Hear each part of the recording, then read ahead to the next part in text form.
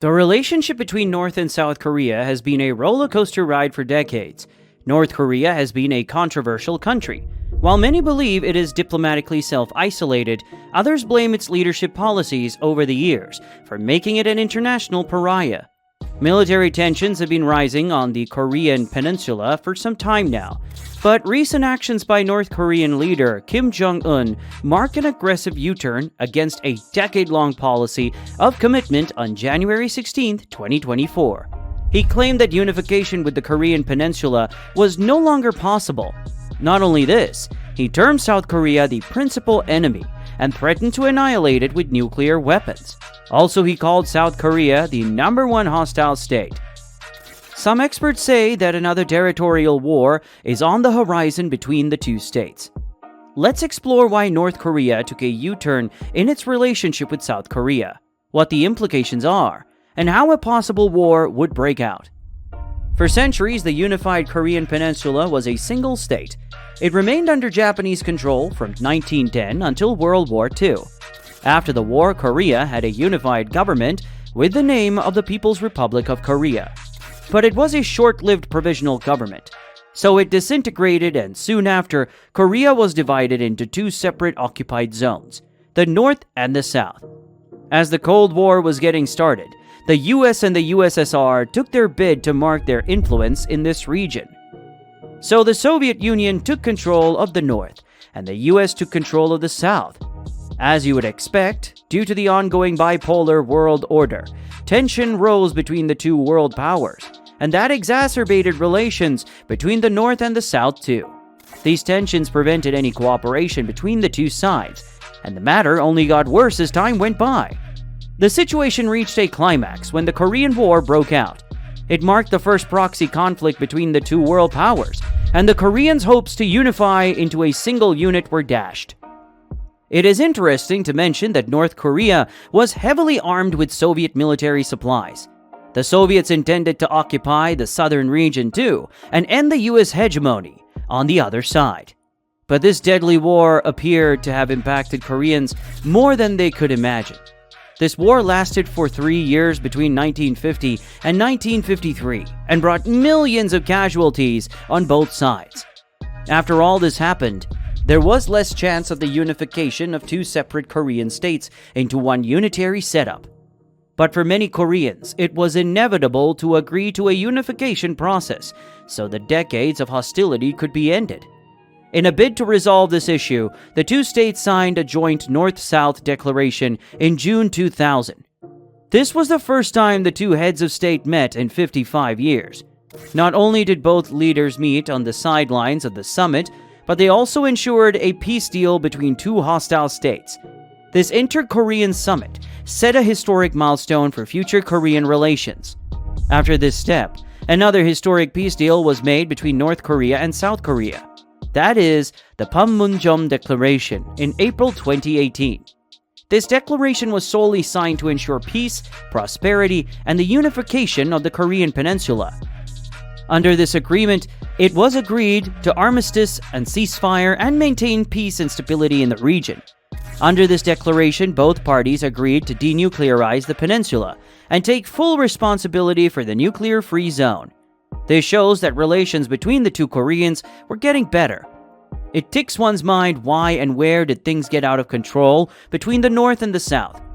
Some experts claim that the nature of unification, or the formation of two systems under one united federation, raises a political debate.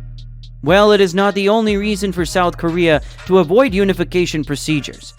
In a speech at the Supreme People's Assembly, or so-called North Korea's rubber stamp parliament, on January 16th, Kim called the unification process unification by absorption. Kim said the South Korea's leadership wanted to take control of North Korea by force.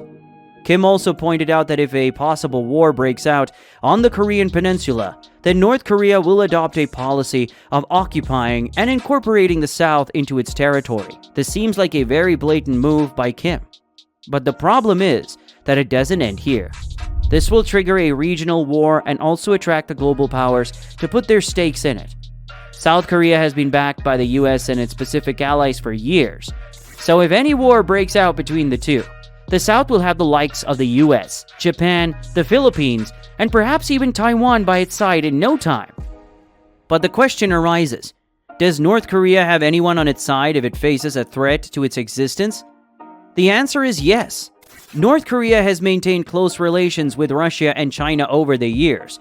North Korea maintained a hostile attitude toward the US and accused it of being the root cause of the Ukrainian crisis after the Russian-Ukrainian war broke out. So this sums up the whole meaning of the discussion. With Russia and China on its side, North Korea wants to fulfill its interests in the region as well as on a global scale. An arrogant Kim would not want to bow to the US nexus and be under possible provocation in the future. That's why North Korea has strengthened its military and tested nuclear missiles in the last few years. It means North Korea has confidence in its military capacity and its allies, Russia and China. Since 2006, the UN Secretary Council has put a strict radar on North Korea for developing nuclear weapons. Also, it was heavily sanctioned by the US and other international organizations. These sanctions put a ban on the trade of military equipment and other advanced weapons. However, all these measures have done little to stop North Korea from producing nuclear warheads and intercontinental ballistic missiles. There is a reason for that. The North Korean leadership sees that the only way to safeguard its survival is through the development of a nuclear weapon. Kim considers the nuclear weapon a strategic military asset. Moreover, he also sees US military bases in the region as a threat to their existence. Also, North Korea would not bear any South Korean influence in the East Asian region. That's why it wants to hold its own rhetoric and significance in the region.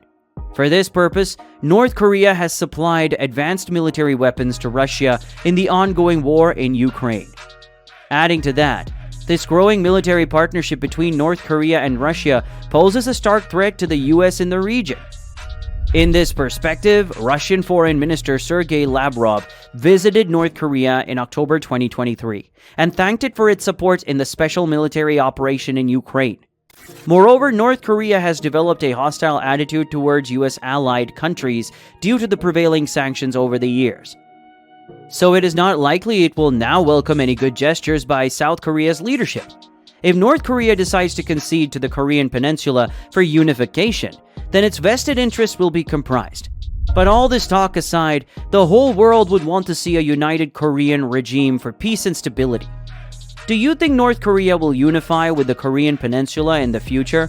What are your thoughts about it? Let us know in the comment section.